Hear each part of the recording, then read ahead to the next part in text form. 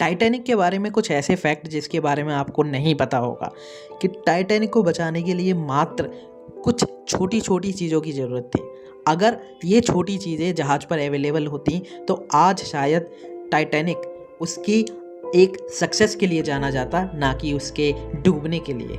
White star line के इंजीनियरों की कड़ी मेहनत के बाद 3 साल में तैयार हुआ यह जहाज़ मात्र 3 घंटे से भी कम समय नहीं टिक पाया और 4000 मीटर से ज़्यादा की गहराई में जाकर समुद्र ने इसे अपनी गोद में समा लिया। ये उस दौर की इतनी बड़ी गलती थी जिसकी वजह से इंग्लैंड पूरी तरीके से तबाह हो गया। लेकिन आज हम उस दौर में जाकर इस बात की पुष्टि और इस बात को देखने की कोशिश करेंगे कि क्या थी टाइटैनिक की डूबने की सबसे बड़ी 5 वजह। क्या टाइटैनिक के डूबने के बाद जो जिंदगियां वहां ख़त्म हो गई थी, क्या उनको बचाया जा सकता था? जी हाँ दोस्तों, क्या महज एक छोटे से दूरबीन से टाइटैनिक इस कदर तबाह हो गया था और अपने साथ 2000 से ज़्यादा लोगों की ज़िंदगी मौत के रूप में दे चुका था? चलिए अब इस कहानी को शुरू करते हैं। टाइटैनिक उस दौर का सबसे बड़ा जहाज़ था।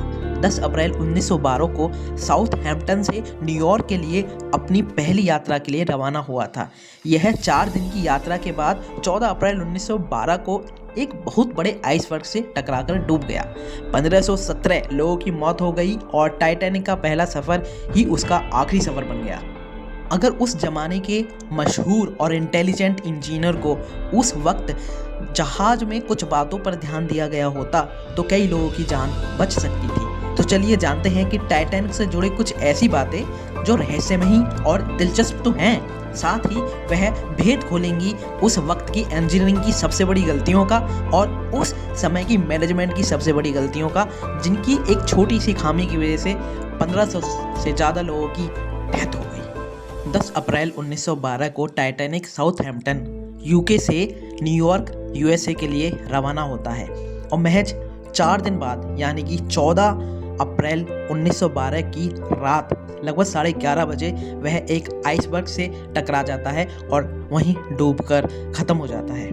रात 11:30 बजे जब 2 क्रू मेंबर जहाज़ के सामने आने वाली चीज़ों की निगरानी कर रहे थे, तब उनके पास किसी भी प्रकार की कोई भी दूरबीन नहीं थी जिससे कि वह आगे आने वाली चीज़ों को दूर से ही देख लें। साथ में वह जहां बैठे हुए थे वहां काफ़ी तेज़ हवा चल रही थी, जिसकी वजह से उनकी आंखों से पानी चल रहा था और बार बार वह अपनी आंखों को पहुंच रहे थे, लेकिन वह उस जगह को, उस आइसबर्ग को साफ तरीके से नहीं देख पाए। और सब जैसे ही उनकी नज़र में सबसे पहले वह आइसबर्ग नज़र आया, उन्होंने तुरंत ही बाकी के क्रू मेंबर को इत्तला कर दी।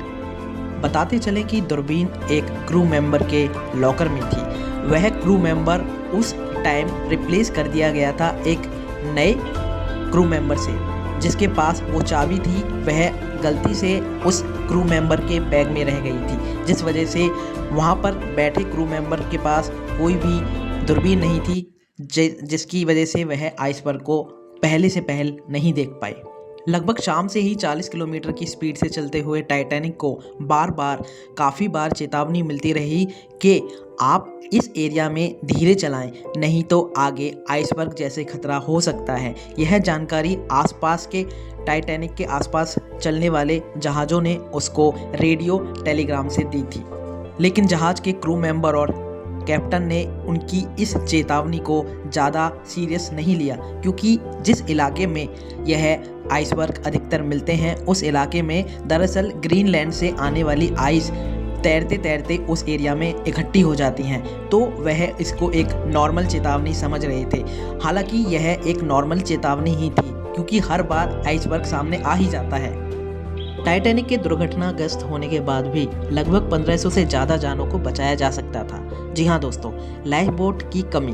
टाइटैनिक जहाज़ का डिज़ाइन कुछ इस तरह था कि इस पर आराम से 64 लाइफ बोट लाई जा सकती थी, लेकिन इसे अनदेखा किया गया और महज 20 लाइफ बोट ही टाइटैनिक जहाज़ पर लादी गई थी। दुर्घटनाग्रस्त होने के बाद जब लाइफ बोट को जहाज से छोड़ा जा रहा था तो काफ़ी लोग इस चीज़ का मजाक बना रहे थे और सोच रहे थे कि टाइटैनिक अनसिंकेबल है, ये कभी डूब ही नहीं सकता। तो ये महज एक बेकार की बात है कि लाइफ बोट में बैठ के हम इस जहाज़ को छोड़कर चले जाएं।